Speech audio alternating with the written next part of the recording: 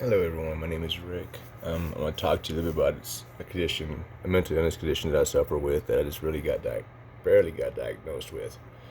It's BPD, borderline personality disorder. Now I know I'm gonna get a lot of flack for this. This is just my experience. Not everyone's gonna be the same, but it's a hell of an experience. I just really got diagnosed like a couple of months ago. It makes a lot of sense to me now as to why I couldn't keep relationships, as to why I would spit on people and just didn't like them. What I'm learning now is that I don't understand what the hell gray is. But let me give you a little background about myself and what I do now. Now I help people. I'm not going to come out with a whole lot of information first because I don't want everyone to know exactly who it is. It's going to be a lot of bad stuff that gets said because of the mental condition already. I help a lot of veterans right now, and we take them up in the mountains for a week or so, and we bring them back down, and we try to help them as best we can. I suffer from PTSD, and I suffer from BPD. I suffer from MDD, which is the massive one, not the manic one. I don't even know. I got tagged with a few of them. But anyway, what I'm trying to sit there and say is, I have fucked my whole life up now, realizing not really me, because let's go into the story now. I was beat as a child, not sexually abused, but I was abused as a child. Starting off about 5 years old because my father thought I was too weak already at 5. We had broken down in a car on the side of the road. It was, a truck, pickup truck, an old Dodge. This is like an 80 something, and there was a little button underneath the hood that you had to push over, or a switch you had to push over, and I wasn't strong enough to do that. So that was the beginning of I got called all these because I wasn't strong enough and everything. And that was the first beating I got.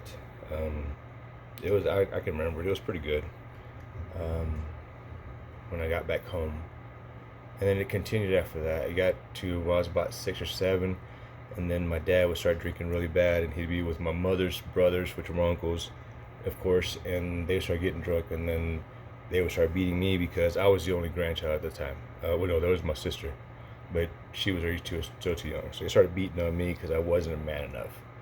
That was a deal, and that went all the way to 14. It got a little worse at about 11, 12 because they thought I was going to be gay, and I have no idea, nothing wrong with being gay, but they thought I was going to be gay, and I, because I was getting beat so much, I didn't want to hang around with the guys anymore because I knew once I started drinking, I was going to get my ass whooped. So I hang out with the women because I knew it'd be safe there, and I think that's where they started thinking that I was going to be gay or whatever, but it was something that happened. Anyway, moving forward, as I'm half Hispanic, I'm half Mexican, half Apache Indian.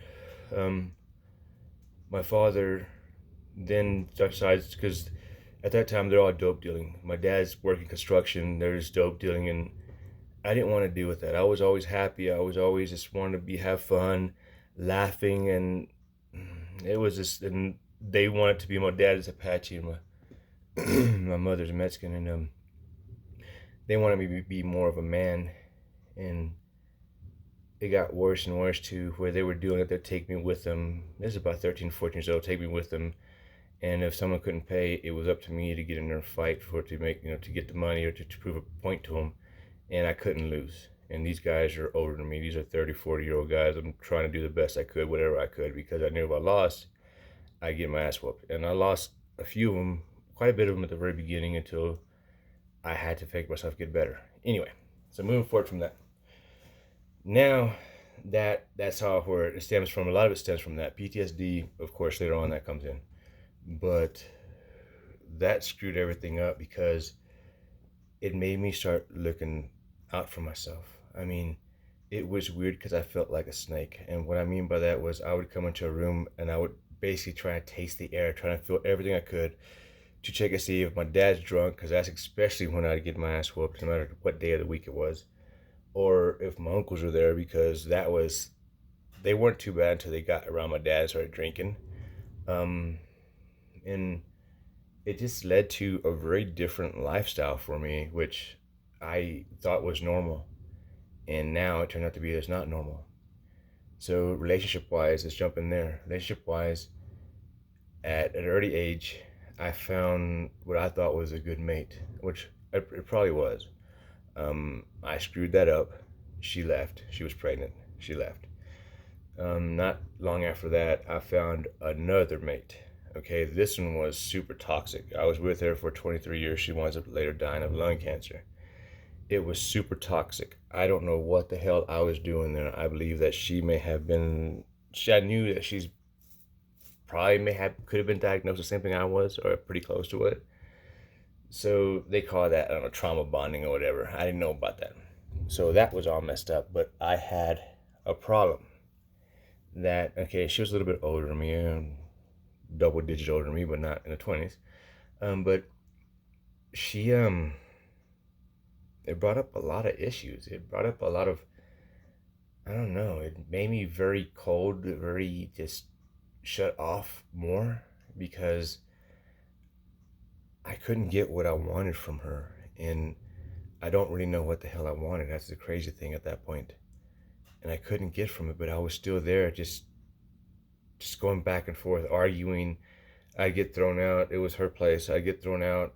I'd come back. She would talk, come back. It was a constant. But during times I got thrown out, I'd go out and do other things, like see other women and get drunk. And which I was trying to re-regulate. And do not get me wrong, I have a temper. I still do, not as bad though, because I'm working on it now. We'll get to that one later. And the temper would come, and there's some people are going to say things about this, but this is what happens. And I can tell you where it comes from me. But let me give you an instance. If something puts me in questions my loyalty, my integrity or something, it drives me up a wall. It would piss me off. Instead of me thinking like, why are they questioning me? Like, the immediate thought is, what the fuck are you questioning me for? I have not proved, and it sets me off. There is a deal that I was just informed to take a look about because it reminded me of them, or it reminded them of me. It was when it's in Breaking Bad. It's when Tuco was they're making some deal in a junkyard and he flips out of one of his own guys. They said that reminded them at that time of me. So that's basically the way it kind of was. She winds up. I'm cheating on her left and right. It wasn't the right thing to do. I don't know what it was for, honestly. I think I want to have an addiction after that. That was my only. At that point, it was my only downfall. That was my only crutch I had was sex. I wasn't doing no alcohol. Whenever the first woman had left me, that one, I didn't know what the hell had happened there. I didn't know. I was still young. It was fresh. I didn't know what happened.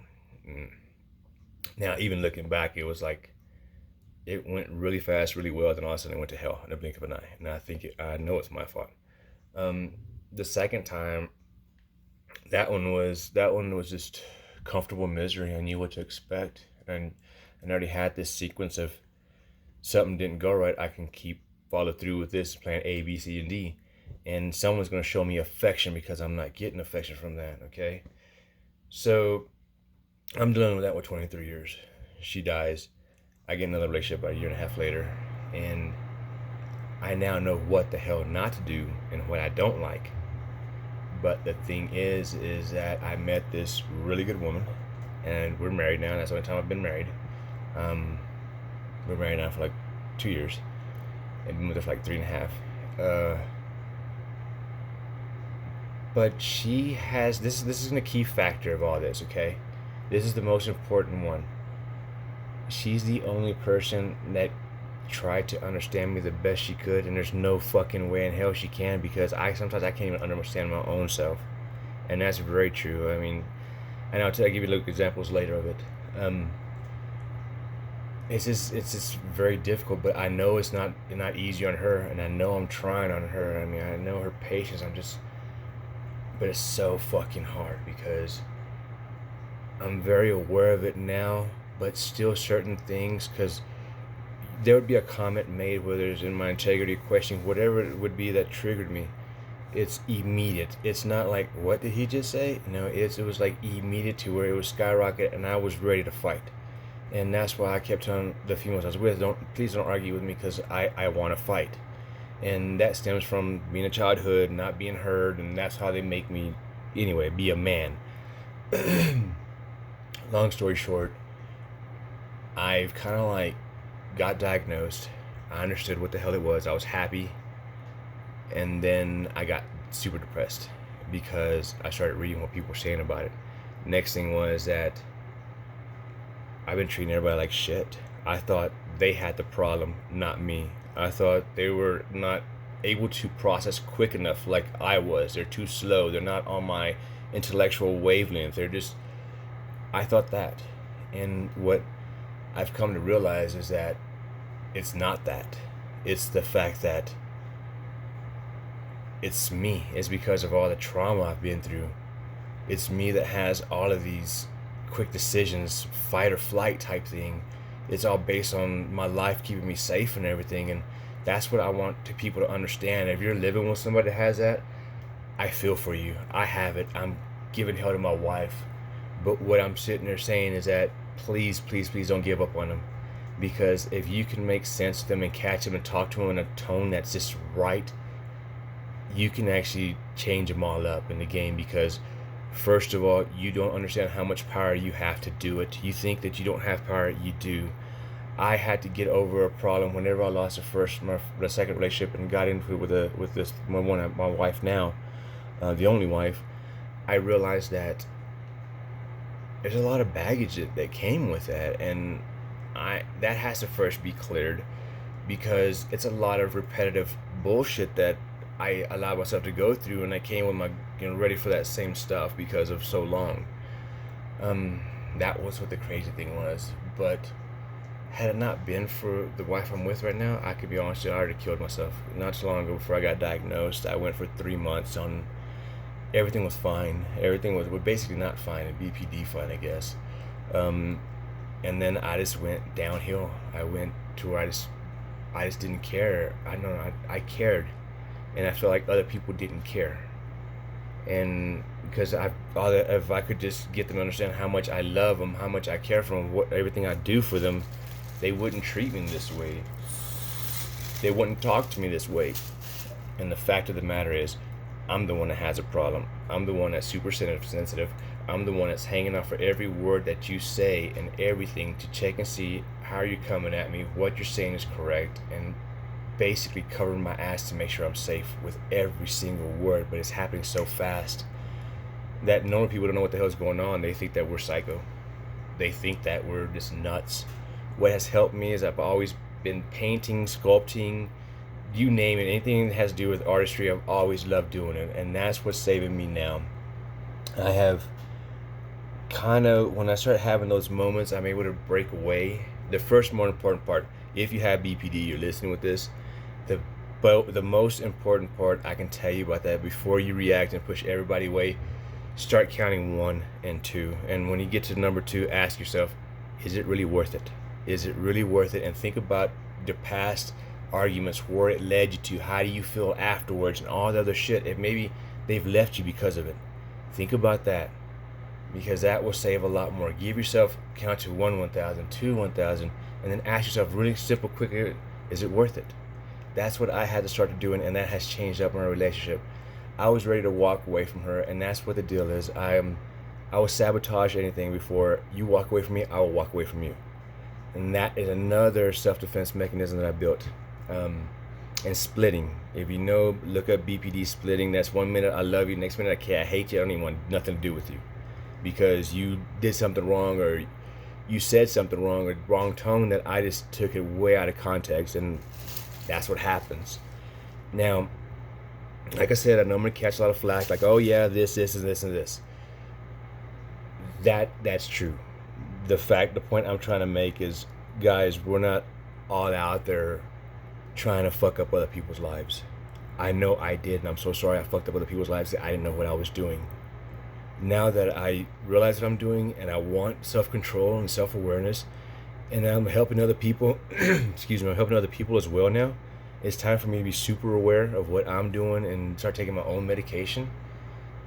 That it's time to let other people know, like, hey, it's not a bad thing, dude. Mental health, and I know it's gonna be everyone's gonna be like, oh yeah, mental health and new age crap. No, it's a real thing, man. I didn't think it was. I thought the other people were weak. I thought, no, it's a real thing. And until recently, I didn't. I mean, just like everyone else, I would think, how would this be without me? How would the world be about without me? How would this? And then first time I got pretty close. Second time I got really close. Third time it almost happened. And I don't know what happened. My body locked up, and I couldn't move my body no more, and I started just having these thoughts of the people I'm gonna hurt, and I chickened out. I stopped. Um, and sometimes people don't stop. With the BPD, it has a high suicide rate, but it also has one of the highest. How can I say it? Recovery rates. Recovery rates, and they call BPD a disorder. I think it's a reorder because it's a reoccurring issue. It keeps coming back up. A disorder, it's just. But that's just the schematics of everything. Schematic. What I'm trying to sit there and say is if you love the person, just sit them down, find the right tone, talk to them, and I guarantee you, if they love you, they care about you, they'll change. They have to. And if they don't, I hate to say this too, walk away from them. Because they will drag you down. I've dragged a lot of people down. And I'm so sorry for that. And if anyone knows me, I have another channel. I'm on this one because of other reasons. But they will know. And I'm sorry for that, whatever I've done to you. And please forgive me. That's all I got to say, guys.